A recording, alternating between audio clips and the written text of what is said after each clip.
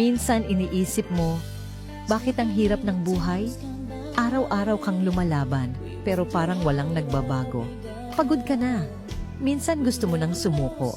Pero tandaan mo, lahat ng hirap mo ngayon may dahilan. Life is not about how fast you reach the finish line. It's about how strong you are habang tumatakbo ka. Hindi mo kailangan perfect. Ang mahalaga, hindi ka tumitigil. Kapag pagod ka na, huminga ka lang. Hindi ka nag-iisa. Darating din yung araw na sasabihin mo, buti na lang, hindi ako sumuko. Kaya kapit lang.